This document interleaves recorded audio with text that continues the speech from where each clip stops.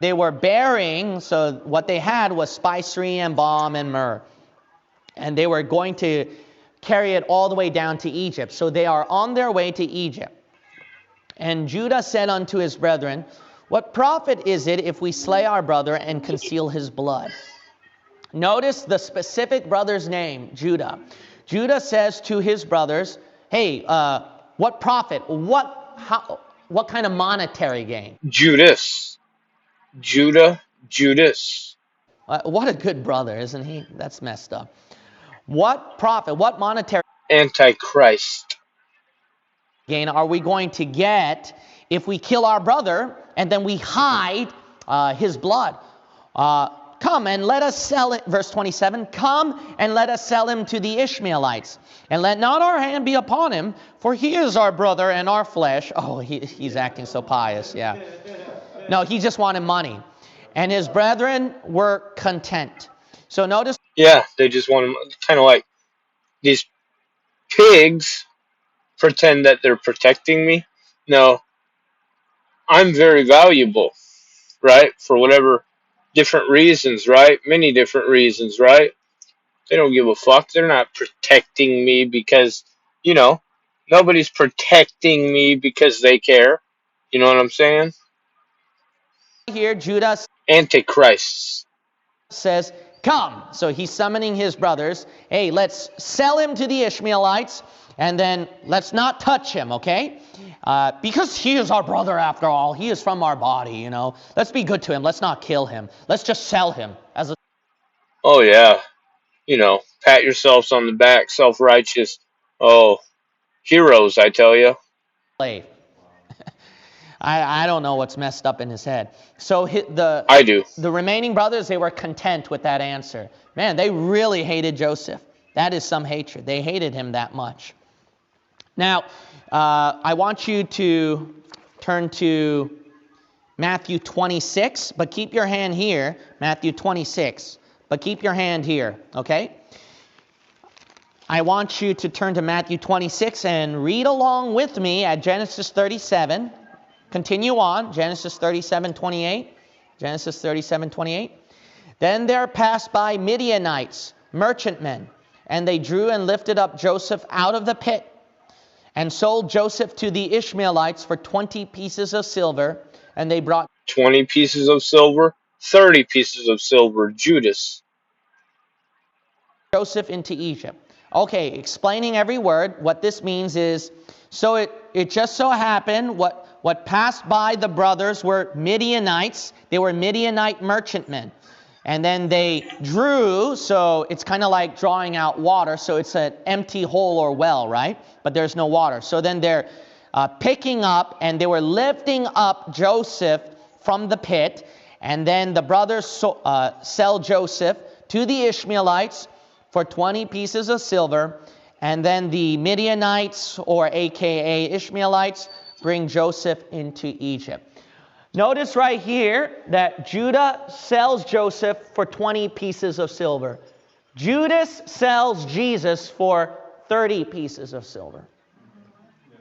What's the coincidence? It's not just the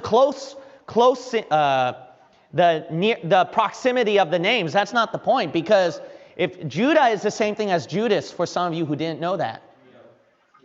Because Judas is from, where we go from Hebrew to Greek translation. But this one is the Hebrew to English translation, Judah.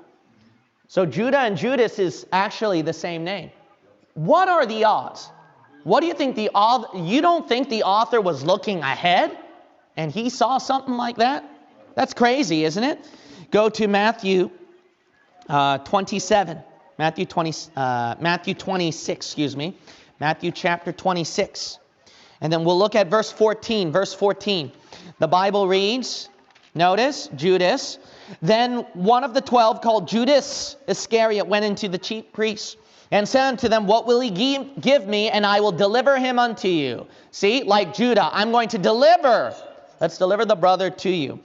And they covenanted with him for 30 pieces of silver.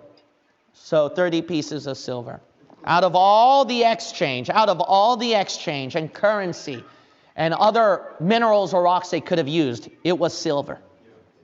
And then the closeness of the number as well, 20 with 30. Very close. This is extremely close. Go to Genesis 37. Genesis. 20 and 30. What is the significance of 20 and 30?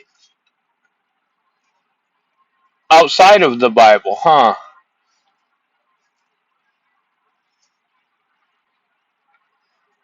don't know, maybe we should ask people from the culture. Black 100, what's the significance of 20 and 30? 37. Verse 28, notice the problem here. So what's the problem here, Pastor? The supposed problem is, notice how the author was so stupid, so maybe he wasn't really paying attention, or our critics are the ones that are idiotic enough that the author would make a mistake in the same verse. I tend to go with the latter. Okay, who's stupid to do that, all right? The author would obviously know, okay? He would have a meaning and intention with this. Why would verse 28, it would say that it's the Midianites who picked up Joseph when it's supposed to be Ishmaelites? All right, it's obvious, all right? The critics are stupid. They don't know what they're talking about. There's a different meaning behind this. Go to Judges 8. Judges 8. You know, whenever these critics always try to pull up a contradiction in your Bible verse or a problem in your Bible verse, you got to realize this. You got to have a high skepticism of them. You gotta be critical of those critics.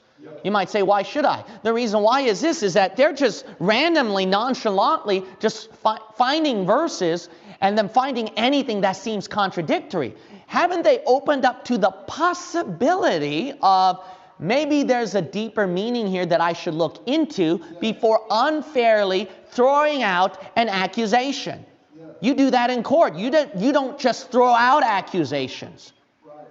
Well, maybe nowadays we do, right? You know?